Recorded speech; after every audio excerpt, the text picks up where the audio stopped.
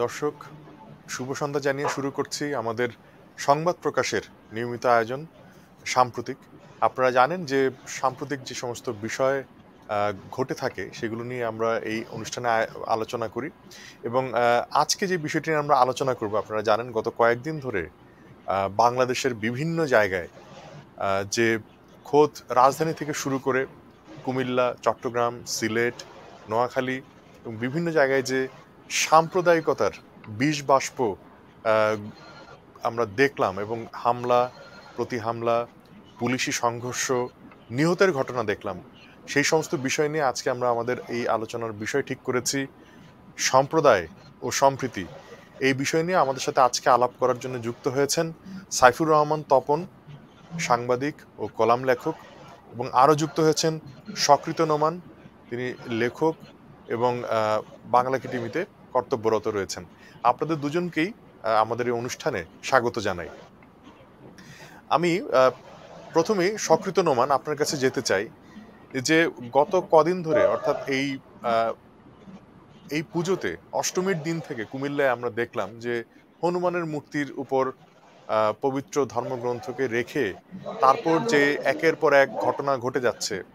তো এই ঘটনার পরিপ্রেক্ষিতে আমরা দেখলাম যে আহ, সাধারণ মানুষ যারা যারা আসলে ওই হামলায় জড়িত ছিল না, সাধারণ ধর্মপ্রিয় মুসলমান যারা, তারাও কিন্তু এক ধরনের আতঙ্কের ভেতর ঢুকে গিয়েছে এবং এখনো সেই আতঙ্ক বিরাজ করছে তাদের ভেতর। এই যে পারস্পরিক যে সম্প্রদায় এবং সম্প্রদায়ের ভেতর যে সম্প্রীতি, এই সম্প্রীতি বারবার নষ্ট হচ্ছে, কিন্তু একবারও আমরা সেটার প্রতি মনোযোগ দিচ্ছি না রাষ্ট্রীয়ভাবে, সামাজিকভাবে। আপনারা কয়েকজন মিলে একটা বিবৃতি দিয়েছেন লেখক সাহিত্যিকদের পক্ষ থেকে। তো আপনার কাছ থেকে সেই বিবৃতি সম্পর্কে জানতে চাইবো এবং এই সম্প্রীতি বারবার ভাঙার বিষয়টি বুঝতে চাইবো। সকৃত নোমান। অনেক ধন্যবাদ। যারা অনুষ্ঠানটি শুনছেন তাদের সবাইকে শুভেচ্ছা জানাই। আসলে সম্প্রীতি, যদি আমরা দুই সম্প্রদায়ের মধ্যে সম্প্রীতি সৃষ্টি করতে চাই, তাহলে পরস্পরকে জানার ব্যবস্থা করতে হবে। এখন একজন মানুষকে যদি অন্য একজন মানুষের সঙ্গে পরিচয় না থাকে, তাহলে কখনোই সম্প্রীতি তৈরি হবে না। আমার সঙ্গে যদি বিধান রিভিউর পরিচয় না থাকে, তাহলে আপনার সঙ্গে সম্প্রীতি তৈরি হওয়ার প্রশ্নই আসে না। সম্প্রীতি তৈরি হবে কখন? যখন আমরা পরস্পরকে জানতে পারবো। মুসলমান যদি হিন্দুদেরকে জানতে পারে, হিন্দু ধর্ম সম্প্রদায় সম্পর্কে জানতে পারে, এবং হিন্দুরা যদি মুসলমান ধর্ম সম্প্রদায় সম্পর্কে জানতে পারে, তাহলেই একমাত্র পারস্পরিক সম্প্রীতি তৈরি করা সম্ভব। আপনি দেখে থাকবেন কলকাতার, পশ্চিমবঙ্গের আনন্দবাজার কিংবা দেশ কিংবা অন্যান্য সংবাদপত্রে যখন বাঙালি মুসলমানদের নাম লেখে, তখন তারা অধিকাংশ সময়ে ভুল লেখে। যেমন আমি একটা উদাহরণ দিতে পারি, শহীদুল জহিরকে তারা লিখেছে শাহিদুল জাহির, এবং আনিসুজ্জামানকে তারা বলছে আনিসুজ্জামান।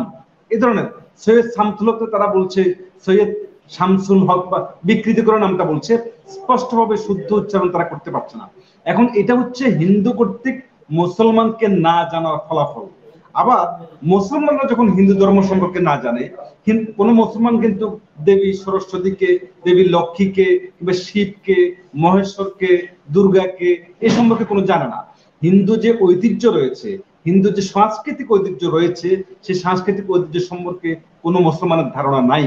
এই ধারণাটা কে দিবে? এই ধারণাটা দিবে রাষ্ট্র। যেমন আমাদেরকে স্কুলের পাঠ্যপুস্তকে পড়ানো হয় কি? ধর্ম শিক্ষার নামে মুসলমানকে মুসলিম ধর্ম সম্পর্কে জ্ঞাত করা হয়, তাদেরকে মুসলিম ধর্ম পড়ানো হয়। আবার হিন্দু ধর্মাবলম্বী যারা ছাত্র রয়েছে, তাদেরকে হিন্দু ধর্ম সম্পর্কে পড়ানো হয়। যদি এমন একটা শিক্ষা ব্যবস্থা চালু করা যেত যে ধর্ম শিক্ষা মানে সকল ধর্মের ভালো কথাগুলোকে একটি পাঠ্যপুস্তকে এনে শিক্ষা দেওয়া, তাহলে কিন্তু একজন ছাত্র কিংবা ছাত্রী সকল ধর্মের ভালো কথাগুলো, বৌদ্ধ ধর্মের ভালো কথাগুলো, হিন্দু ধর্মের ভালো কথাগুলো, খ্রিস্টান ধর্মের ভালো কথাগুলো, খ্রিস্ট ধর্মের এবং মুসলমান ধর্মের অন্যান্য আরো যে গৌণ ধর্ম সম্প্রদায় রয়েছে, মতুয়া, তারপরে ধরেন পাগল চাঁদ ইত্যাদি যে গৌণ ধর্ম সম্প্রদায় রয়েছে, লোকায়ত ধর্ম, তাদের সম্পর্কে যদি পড়ানো হয়, তাহলে একজন ছাত্র সকল ধর্ম সম্পর্কে জ্ঞাত হবে, জ্ঞান লাভ করবে। তখন সে অন্য ধর্মকে ঘৃণা করার চেয়ে সে ভালোবাসার একটা মানসিকতা তার মধ্যে তৈরি হবে। এখন আমাদের ছেলেদেরকে শেখানো হয় মুসলিম ধর্ম ছাড়া পৃথিবীর সকল ধর্ম খারাপ। এটা কিন্তু ইসলামের শিক্ষাও তা না। কিন্তু আমি অনেক মৌলবী মাওলানার মুখে শুনে থাকি যে ইসলাম এই কথা কখনোই বলে না যে তোমরা শুধু তোমাদের ধর্মকেই শ্রেষ্ঠ বলো, অন্য ধর্মকে তোমরা নস্যাৎ করে দাও, খারিজ করে দাও। আমি আজকে সকালে একজন মৌলানার মুখে ওয়াজ শুনছিলাম যে মৌলানা বলছে কোরআন শরীফে নির্দেশ হয়েছে তোমরা অন্যান্য জাতি অন্যান্য ধর্মাবলম্বীর দেব দেবীদেরকে তোমরা গালি দিও না, যদি গালি দেয় তাহলে তারাও ভুলবশত তোমাদের আল্লাহকে গালি দিবে। কোরআনে যদি এই নির্দেশ দেয়া হয় তাহলে বাংলার মুসলমানরা কোন নির্দেশনা বলে, কোন ধর্মীয় বিধান বলে এভাবে মন্দিরের উপরে হামলা করলো, মণ্ডপ ভাঙচুর করলো? এটা স্পষ্টতই যে কুমিল্লায় যে ঘটনাটা ঘটেছে এটা কোনো হিন্দুর পক্ষে এটা ঘটানো সম্ভব নয়, কোনো ধর্মপ্রাণ মুসলমানের পক্ষে ঘটানো সম্ভব নয়। এই ঘটনা তারাই ঘটিয়েছে যারা কোরআন কেটে কোরআনের ভিতরে ইয়াবা রাখে। এই ঘটনা তারাই ঘটিয়েছে যারা মসজিদের ভিতরে ইয়াবা ঢুকায়, ইয়াবার ব্যবসা করে। এই ঘটনা তারাই ঘটিয়েছে যারা মাদ্রাসায় শিশু বলাৎকারের মতো ঘটনা ঘটায়। স্পষ্টতই ষড়যন্ত্র।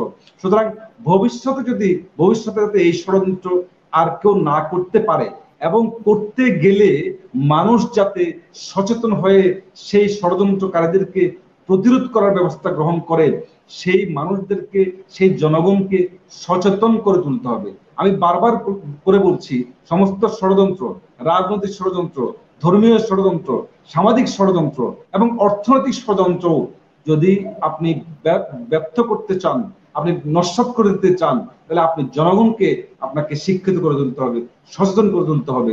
আমার প্রশ্ন, জনগণকে সচেতন করে তোলার কোন রাষ্ট্রীয় উদ্যোগ আছে কি না? জনগণকে ধর্মের প্রকৃত শিক্ষার কোনো ব্যবস্থা করা হচ্ছে কিনা? আমাদের পাঠ্যপুস্তকে একটা বিকৃত শিক্ষা ব্যবস্থা, আমাদের পাঠ্যপুস্তকের বইগুলোর মধ্যে মহান বাণীগুলো, বড় বড় লেখকের কথাগুলো, কবিতাগুলো, গল্পগুলো, প্রবন্ধগুলো তুলে দেওয়া হয়েছে। হেফাজতের সঙ্গে আপোষ করে বাংলাদেশ আওয়ামী লীগ সরকার, যে আওয়ামী লীগকে প্রগতিশীল আওয়ামী লীগ বলে আমরা দাবি করি, মুক্তিযুদ্ধের সবকের সরকার বলে দাবি করি, সেই হেফাজতের সঙ্গে দিনের পর দিন আপোষ করেছে। হেফাজতের সঙ্গে, ধর্মান্ধদের সঙ্গে দিনের পর দিন আপোষ করে আমাদের শিক্ষা ব্যবস্থাকে ধ্বংস করেছে। সুতরাং আমি বলবো এখনো সময় আছে, ঘুরে দাঁড়ান, জাতি গঠন করুন, জাতির মনন গঠন করুন, জাতিকে উচ্ছন্নে নিয়ে গিয়ে, জাতিকে নষ্ট করে দিয়ে, ভ্রষ্ট করে দিয়ে এই ধরনের উন্নয়ন কোনো কাজে আসবে না শেষ পর্যন্ত। কুমিল্লার ঘটনায়, কুমিল্লা থেকে হাজীগঞ্জ এবং চট্টগ্রাম, নোয়াখালী যেসব ঘটনা ঘটেছে সেই ঘটনার প্রতিবাদে আমরা প্রায় 31 জন লেখক একটি বিবৃতি দিয়েছি গতকাল।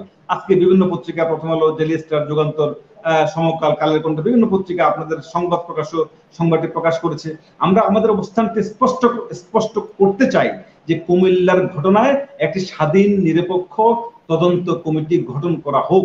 24 ঘন্টা অতিক্রান্ত হয়েছে, 48 ঘন্টা অতিক্রান্ত হয়েছে, 3 দিন অতিক্রান্ত হয়েছে, আমরা কেন এখনো দোষীকে শনাক্ত করতে পারেনি আইন শৃঙ্খলা বাহিনী? এখন ডিজিটাল যুগে যেখানে সিসি যে ক্লোজ সার্কিট ক্যামেরা যেখানে রয়েছে সর্বত্র, সকল মন্দিরে, মণ্ডপে, রাস্তার কোনায় কোনায়, সে ক্লোজ সার্কিট ক্যামেরা দিয়ে কি দোষীকে শনাক্ত করা সম্ভব নয়? হচ্ছে না। তাকে ধরুন, জাতির সামনে উপস্থাপন করুন, মিডিয়ার সামনে উপস্থাপন করুন, সেই ষড়যন্ত্রকারী যাতে ভবিষ্যতে আর কোনোদিন এই ধরনের ধর্ম নিয়ে খেলতে না পারে, মানুষের আবেগ নিয়ে খেলতে না পারে, তাকে এই ব্যবস্থা করুন।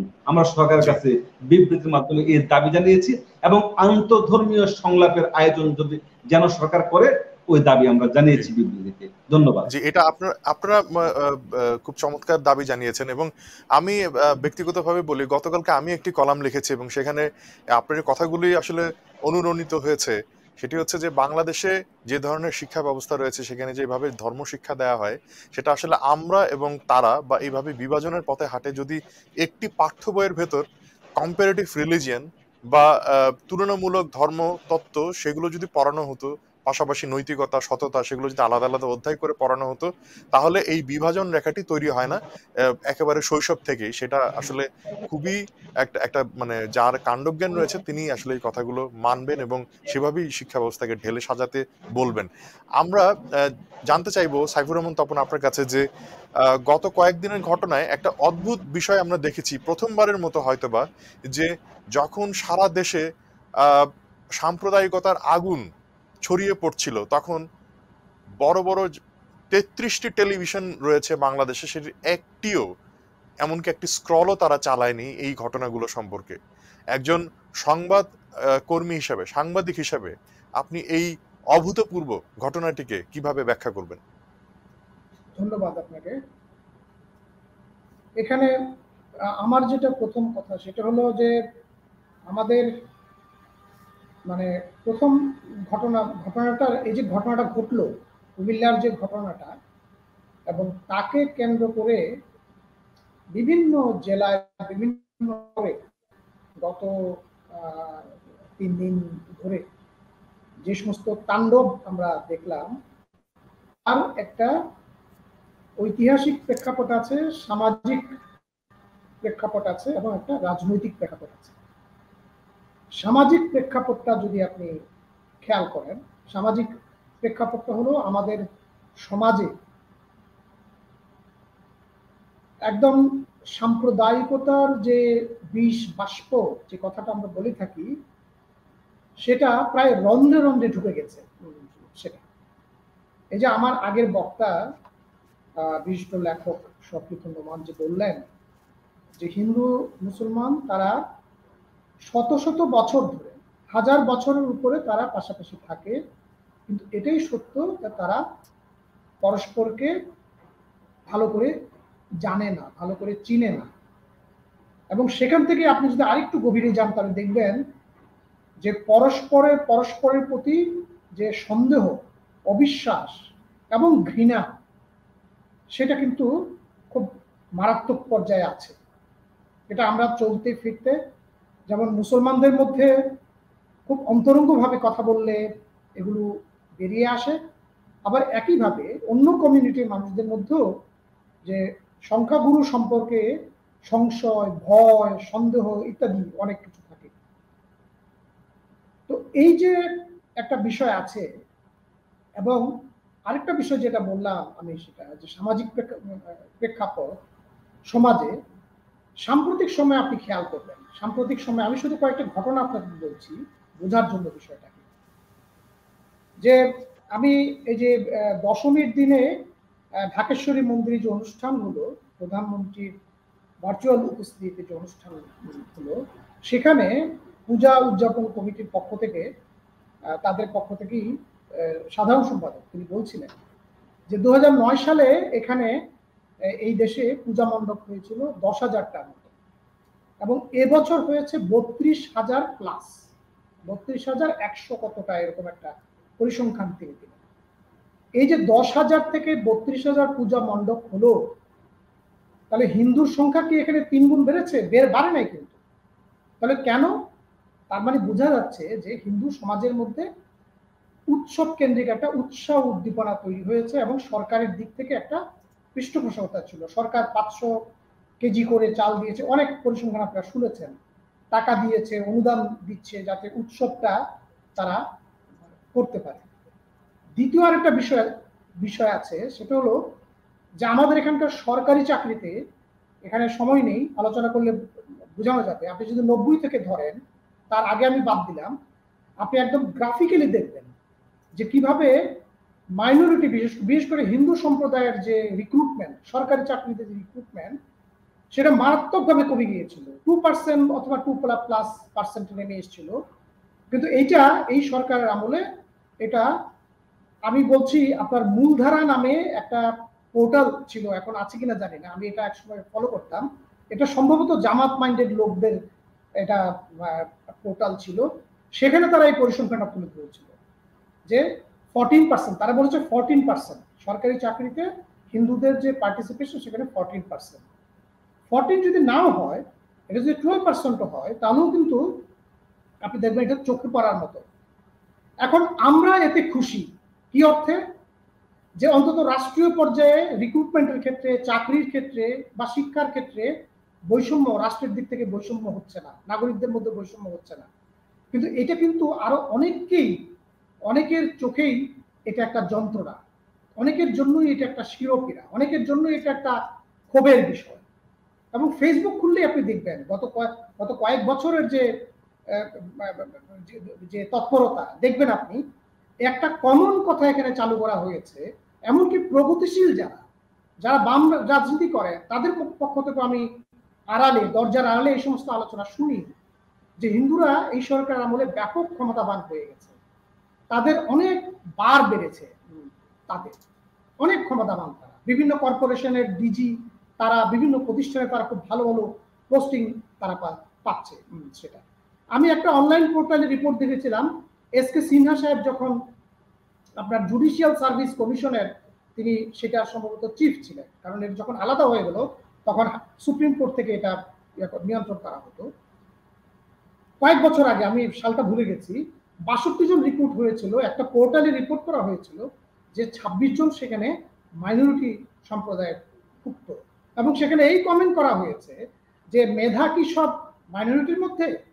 তবে এটাকে আপনি ইতিবাচকভাবে দেখতে পারেন, আবার এটাকে আপনি নেতিবাচকভাবেও দেখতে পারেন। আমি উদাহরণ দিলাম মাত্র এই জন্য যে আমাদের সমাজটা যারা চালান, যারা মিডিয়া চালাচ্ছেন, যারা রাষ্ট্রের বিভিন্ন জায়গায় যারা কর্তৃত্ব করছেন, তাদের দৃষ্টিভঙ্গিটা কি সেটা বোঝানোর জন্য এই উদাহরণগুলো দিলাম। ফলে এই যে ক্ষোভ, এই যে বিদ্বেষ জমা হলো, বছর পর বছর ধরে যে বিদ্বেষটা জমা হলো, সেটারই একটা আউটবাস্ট, একটা কৌশলে আমরা এটা দেখলাম। না হলে এত ঘৃণা, এত বিদ্বেষ সহকারে এই ধরনের তাণ্ডব এই দেশে আমরা খুব কম দেখেছি। ২০০১ সালে সেটা রাজনৈতিক একটা ঘটনা ছিল, ইলেকশনের কারণে, যে তোরা আমাকে ভোট দিস নাই, ফলে তোদেরকে আমি শায়েস্তা করলাম।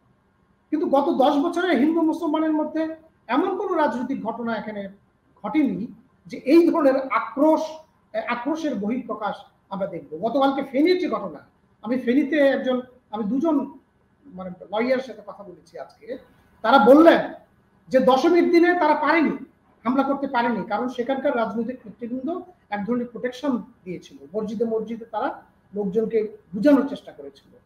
কিন্তু গতকাল মাঠটা ছিল ফাঁকা, ফলে গতকাল তারা সেই প্রতিশোধটা নিয়েছে। ফলে আপনি যে প্রশ্নটা করলেন যে মিডিয়া যে টোটালি ব্ল্যাক আউট করলো, মিডিয়া হয়তো যুক্তি দেবে যে আমরা দাঙ্গা ছড়িয়ে পড়ুক তা আমরা চাইনি, কিন্তু এটা কি দাঙ্গা? এটা তো একতরফা হামলা, এটা তো একতরফা একটা কমিউনিটির উপরে নৃশংস নির্যাতন সেটা। ফলে আপনি এই যে ব্ল্যাক আউটটা করলেন, এটা হয়তো অজ্ঞতাবশত হতে পারে, অথবা আমার সন্দেহ এই যে আমি বললাম যে সমাজের রন্ধ্রে রন্ধ্রে সাম্প্রদায়িকতা, অপর কমিউনিটি সম্পর্কে, বৃহত্তর কমিউনিটির মধ্যে সংখ্যাগুরু লঘু কমিউনিটির সম্পর্কে যে আড়ালে আবডালেও যে সাম্প্রদায়িকতা লালন করা হয় নানা প্রতিযোগিতার কারণে, এটারও একটা বহিঃপ্রকাশ হতে পারে।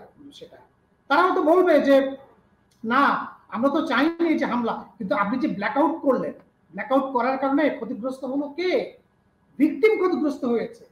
আমরা জানি না যে এই যে যতন সাহা যে মারা গেল, চৌমনিতে যে তাকে মেরে ফেলা হলো, তাকে বোনের বাড়িতে সে পূজা করতে গিয়েছিল, তার সন্তান সহ তাকে যে পিটিয়ে যে তাকে মেরে ফেলা হলো, এই খবরটাও তো আমরা ঠিক মতো পেলাম না। সেটা প্রতিবাদ তো দূরের কথা সেটা।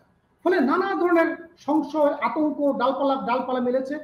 তো মিডিয়া যে এই যে কাজটা করলো, এটাকে আমি বেঠিক মনে করি শুধু না, এবং আমি মনে করি মিডিয়া যারা কর্তৃপক্ষ আছেন, যারা চালাচ্ছেন, তাদের এখন আত্ম অনুসন্ধান করা দরকার, সোল সার্চিং হওয়া উচিত তাদের পক্ষ থেকে, যে তারা ঠিক কাজটি করেছেন কিনা। কারণ এই তথ্য আপনি যদি দিতেন, আমি কালকে ফেনীর যখন ঘটনা ঘটছে তখন আমাকে চট্টগ্রাম থেকে কয়েকজন আমাকে নক করেছে যে ফেনীতে আপনার কোনো যোগাযোগ আছে কিনা, আমরা কোনো খবর পাচ্ছি না। আমি সমস্ত পোর্টাল, সমস্ত পত্রিকায় ঘাটলাম, রাতের বাজে তখন 11টা, যে ঘাটলাম, কোথাও আমি পেলাম না। আমি সংবাদ প্রকাশে খবরটা পেলাম যে রাত 9টা পর্যন্ত সেখানে হামলা হয়েছে। তাহলে এই যে ব্ল্যাকআউট, এই ব্ল্যাকআউট তারা হয়তো বলবে যে আমরা ভালোর জন্য করেছি, কিন্তু এটা কিন্তু আদতে ভালো হয়নি। এটা কিন্তু ভিকটিমদের জন্য আরো বিপন্নতা সাথে তৈরি করেছে সেটা।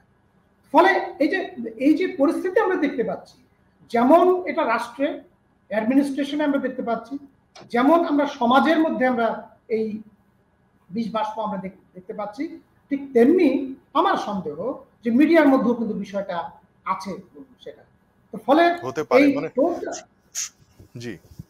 এই যে পরিস্থিতি, আমি সেই জন্যই বলছি যে আমি খুব খুশি এই জন্য যে এই যে লেখকরা বিবৃতি দিয়েছেন, কারণ একটা শূন্যস্থান এখানে তৈরি হয়েছে। আপনাকে এটুকু বলতে পারি যে প্রফেসর অজয় রায়রা যখন ছিলেন, খান সারোয়ার মুর্শিদরা যখন ছিলেন, জিল্লুর রহমান সিদ্দিকীর মতো লোকরা যখন ছিলেন, আমরা তাদের পেছনে মিছিল করেছি। আমরা ইউনিভার্সিটিতে পড়তাম, কলেজে পড়তাম, আমরা তাদের পেছনে বাবরি মসজিদে ঘটনার পরে তাদের পেছনে আমরা মিছিল করেছি। তারা বিবৃতি দিয়েছেন, তাদের একটা ভয়েস ছিল। কিন্তু এটা সত্য কথা, গত কয়েক বছরে যে কতগুলো ঘটনা ঘটেছে আপনি দেখুন। সুনামগঞ্জে ঘটেছে, যে নাসিরনগরে ঘটেছে, মানে রামু থেকে শুরু হয়েছে, একের পর এক ঘটনা ঘটছে। আমরা কিন্তু এখানে সমাজের কোন অংশের তরফ থেকেই জোরালো কোনো প্রতিবাদ আমরা লক্ষ্য করি। সেটা আলোচনা হচ্ছে, নানা পর্যায়ে নানা কথাবার্তা হচ্ছে। তো ফলে এবার যে বিবৃতি দিয়েছেন, আমি মনে করি এদের অধিকাংশই হলো বয়সে অনেক নবীন। এই অর্থে বলছি যে প্রফেসর অজয় মতো এরা প্রবীণ নন, ওনারা শেষ হয়ে গেছে, ওই প্রজন্ম শেষ হয়ে গেছে।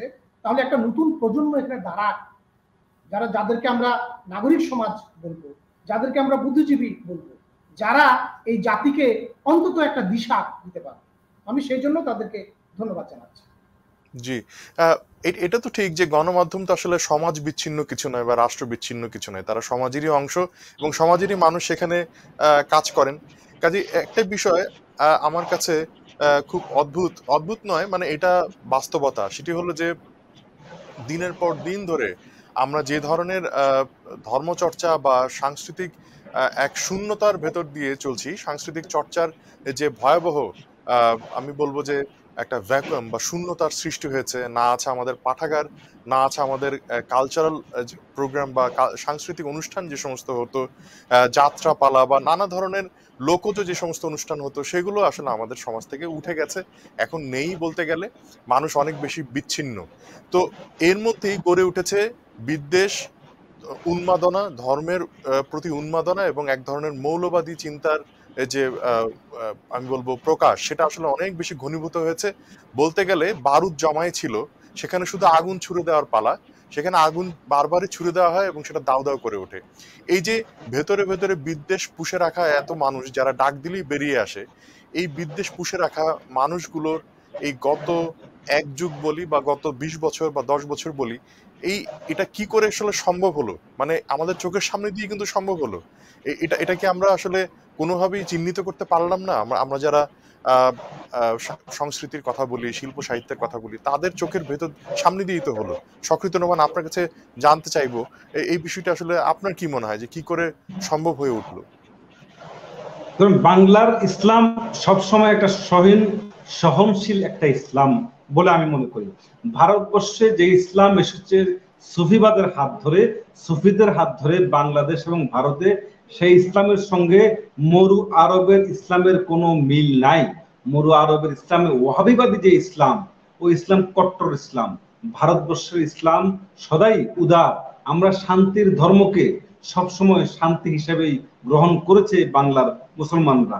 এখন কিছু ওয়াহাবিবাদী, যারা ওয়াহাবি কট্টর, আইএস এর অনুসারী, তালেবানের অনুসারী, যারা কথায় কথায় শুধু মানুষের ধ্বংস কামনা করে, মানুষের গৃহবন্দী, নারীদেরকে গৃহবন্দী করতে চায়, মানুষকে মধ্যযুগের আইনে পরিচালিত করতে চায়, সেই 1980 দশক থেকে সোভিয়েত ইউনিয়নের পতনের পর বাংলাদেশেও তার তৎপরতা শুরু হয়ে যায় ওয়াহাবিবাদের।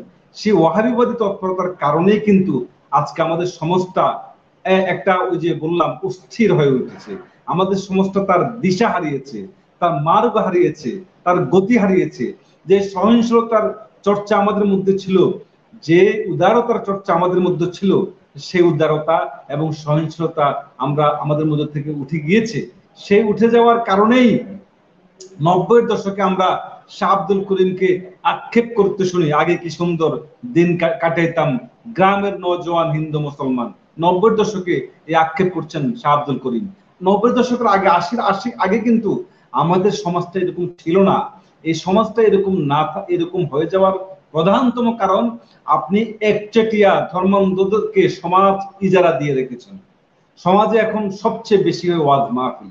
আমি ওয়াজ মাহফিল বিরোধী মানুষ না, অবশ্যই ওয়াজ মাহফিল হবে, সমাজের সবকিছুর প্রয়োজন হয়। কেউ যদি মনে করে আমি সারা জীবন বিরিয়ানি খাবো, এটা কিন্তু ঠিক না। কেউ যদি মনে করে আমি সারা জীবন শাক খাবো, এটাও ঠিক না। কেউ যদি মনে করে আমি সারা জীবন গরুর মাংস খাবো, তাও ঠিক না, কারণ হার্ট অ্যাটাক করে মারা যায়। সুতরাং মানব দেহের জন্য যেমন বৈচিত্র্যপূর্ণ খাবারের প্রয়োজন হয়, একটি সমাজের জন্য, সুস্থ সমাজের জন্য, সুস্থ সমাজের বিকাশের জন্য বহুমাত্রিক সাংস্কৃতিক চর্চা, চিন্তা চর্চার প্রয়োজন হয়। একদিকে যেমন ওয়াজ মাহফিল হবে, অন্যদিকে গানের পালাও হবে, বাউল সঙ্গীতের আসরও হবে, যাত্রা পালাও হবে, হ্যাঁ, ব্যান্ড সঙ্গীতের গানও হবে, ফুটবল, ক্রিকেট, সব সব ধরনের খেলা অনুষ্ঠিত হবে মাঠে। এই ধরনের সাংস্কৃতিক তৎপরতার মধ্য দিয়ে আমাদের প্রজন্ম, আমাদের সমাজের মধ্যে এক ধরনের সুস্থ চিন্তা বিকশিত হবে, সুস্থ চিন্তা তাদের মধ্যে গ্রো করবে।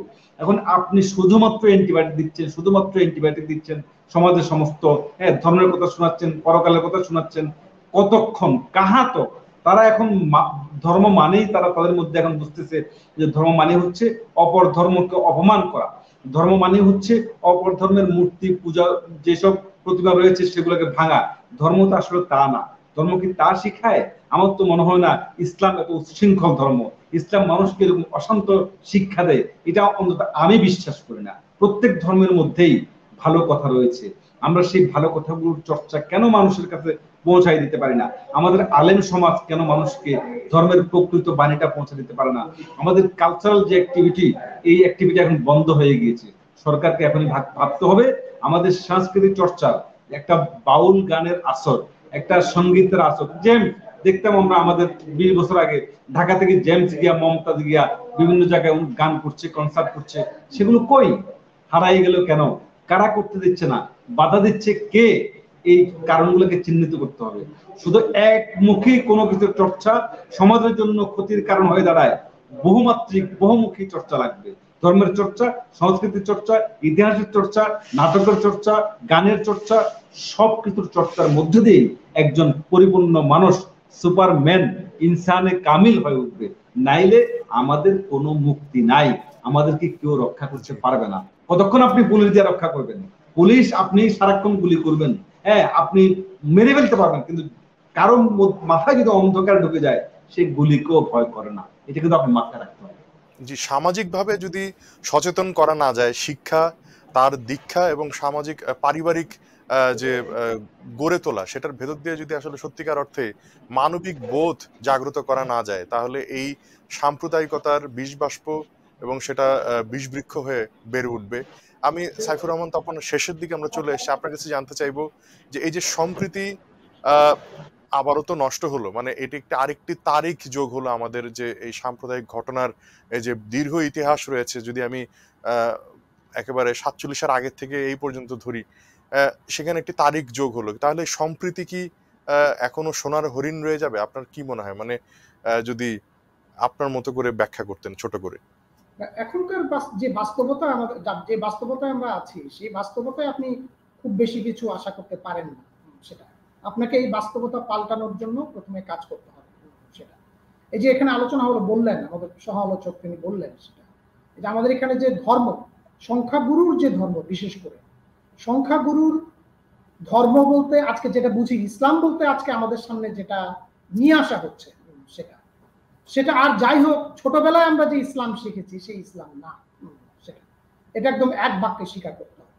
এবং সমস্ত মাধ্যমে, কি টেলিভিশন, রেডিও, কি সোশ্যাল মিডিয়া, সর্বত্র ইসলামের নামে যে সমস্ত বয়ান চলে, এবং আমি যদিও জানি, আমি অনেক ইসলামী স্কলারের বক্তব্য শুনেছি যারা বলেন যে এই সমস্ত বক্তব্যের মধ্যে প্রচুর ইসলাম বিরোধী কন্টেন্ট আছে, যেমন হাদিস, কোরআন, এই নিয়ে কিন্তু একটা বিশাল বিতর্ক আছে। সেটা যে যারা বলেন, যারা যে সত্যিকারের একজন মুসলমান, তিনি কোরআনকে ফলো করবেন, কারণ হাদিস নিয়ে অনেক ধরনের বিতর্ক আছে। এটা নিয়ে বিতর্ক আছে সেটা, কিন্তু আমি বলছি আমাদের এখানে ডমিনেট করছে কে? আমাদের এখানে কিন্তু ডমিনেট করছে যারা নিজের মতো করে ইসলামকে বর্ণনা করছেন, তারাই কিন্তু ডমিনেট করছেন, এবং তাদের ভয়ে সবাই আমরা কম্প্রোমাইজ। ফলে এই জায়গাটাতে আমাদেরকে কথা বলতে হবে। প্রথম বিষয় যেটা, প্রথম সাহস নিয়ে কথা বলতে হবে, যেটা যারা সত্যিকারের যে ইসলাম যারা বলছেন যে কোরআন ভিত্তিক, এই যে আমি এবারও আমি কয়েকজনের ওয়াজ শুনেছি, সেটা তারা বলছেন, সম্ভবত মসজিদে তারা এই বয়ান দিয়েছেন, যে ওই যে তারা কোরআন শরীফের আয়াতগুলো বলছেন, লাকুম দীনুকুম ওয়ালিয়া দ্বীন, এই সমস্ত আয়াতগুলো তারা বলে মানুষকে বুঝাচ্ছেন যে একজন মানুষকে, একজন অমুসলিমকে তোমার গালি দেওয়ার কোনো অধিকার নাই। তো আমার বক্তব্য হলো এই সমস্ত যে মাওলানা সাহেবরা আছেন, এই যে ইসলামের বাণী যেগুলো আছেন সেগুলোকে কি সামনে নিয়ে আসা হচ্ছে? সেগুলোকে সামনে নিয়ে আসতে হবে, তাদেরকে পৃষ্ঠপোষকতা দিতে হবে। দ্বিতীয় বিষয় হলো যে বিষয়টা এখানে আলোচনা হয়েছে যে শিক্ষা, এই যে আমাদের শিক্ষা ব্যবস্থাকে ঢেলে সাজাতে হবে। এখানে আমরা ছোটবেলায় আমরা যে শিক্ষা পেয়েছি স্কুলে, আমার তো মনে হচ্ছে এখন অনেকেই অনেক আলোচনা করেন যে শিক্ষাকে তারা আধুনিকায়ন করছেন, শিক্ষাকে তারা যুগোপযোগী করছেন, তারা বিশ্বমানের শিক্ষা দিচ্ছেন। আমার তো মনে হচ্ছে আমি স্কুলে যে শিক্ষা পেয়েছি সেই শিক্ষাই হয়তো শ্রেষ্ঠ শিক্ষা ছিল, কারণ আমার মধ্যে তো এই ধরনের পশুত্ব ছিল না। আমার মধ্যে আমি তো স্কুল থেকেই শিক্ষা পেয়েছি, শুধু পরিবার নয়, স্কুল থেকেই তো আমি হিন্দু এবং অন্য ধর্মের খ্রিস্টান যারা ছিল, বৌদ্ধ ছিল আমাদের সাথে, তাদেরকে বন্ধু হিসেবে ভাবার, বন্ধু হিসেবে চলার যে মানসিকতা সেটা আমি স্কুল থেকে পেয়েছি। এখন কি স্কুলে সেই ধরনের শিক্ষা দেওয়া হচ্ছে? সেই ধরনের শিক্ষা কিন্তু দেওয়া হচ্ছে না। কম্পার্টমেন্টালাইজেশন তুলে দেওয়া হচ্ছে, কিন্তু ভেতরে যে কম্পার্টমেন্টালাইজেশন ঘটে গেছে সেইটাকে কিন্তু দূর করতে হবে। আর তৃতীয় বিষয় সেটা আমি খুব গুরুত্বপূর্ণ আমি মনে করি, যে এই যে স্বকৃত নোমানদের মতো যারা লেখালেখি করে, যারা বৃত্তির চর্চা যারা করে, এবং তাদের সাথে যে মিডিয়ায় বিষয়গুলো আসবে, মিডিয়ায় যে বিষয়গুলো চর্চা হবে, এই গোষ্ঠীকে, এই যে অংশের যে মানুষেরা আছেন তাদেরকে একটা সক্রিয় সচেতন প্রয়াস সৃষ্টি করতে হবে, তৎপরতা চালাতে হবে ইতিবাচকতার দিকে, ইতিবাচক মানসিকতার দিকে, এবং ভাইয়ে ভাইয়ে মিলানোর পক্ষে, সম্প্রদায় মিলানোর পক্ষে। আমি একটু ছোট করে আরেকটা বিষয় বলি, আপনারা খেয়াল করবেন যে ইন্ডিয়ার চ্যানেলগুলো দেখলেই আমি দেখি, ইন্ডিয়াতে যে বিভিন্ন ইউটিউবেও দেখা যায় অনেক কিছু, যে তারা এখন কি চর্চা করছে, তারা এখন চর্চা করছে সম্রাট আকবর, বাবর দিল্লিতে কত সালে একদিনে 5 লক্ষ হিন্দুকে হত্যা করেছিল, সুলতান মাহমুদ এই করেছে, এবার বখতিয়ার খিলজি এই করেছে। অর্থাৎ যেই অপরাধের জন্য এখনকার একজন মুসলমান বা মুসলমান সন্তান সে কোনো মতেই দায়ী নয়, কিন্তু তার চর্চা হচ্ছে সেখানে। যে বাবরের উত্তরাধিকার এরা আকবরের উত্তরাধিকার, এরা সেই সুলতান মাহমুদের উত্তরাধিকার, ওই চর্চা ওখানে হচ্ছে। আর আমাদের এখানে কি চর্চা হচ্ছে আমি কান পড়লেই শুনবেন, ঢাকা বিশ্ববিদ্যালয়ের 100 বছর প্রতিষ্ঠার এই যে অনুষ্ঠান মালা, আমি যখন লক্ষ্য করেছি ওখানে প্রথম কথাই আসছে যে ঢাকা বিশ্ববিদ্যালয় প্রতিষ্ঠার বিরোধিতা কারা কারা করেছেন, একটা লম্বা লিস্ট দেওয়া হচ্ছে।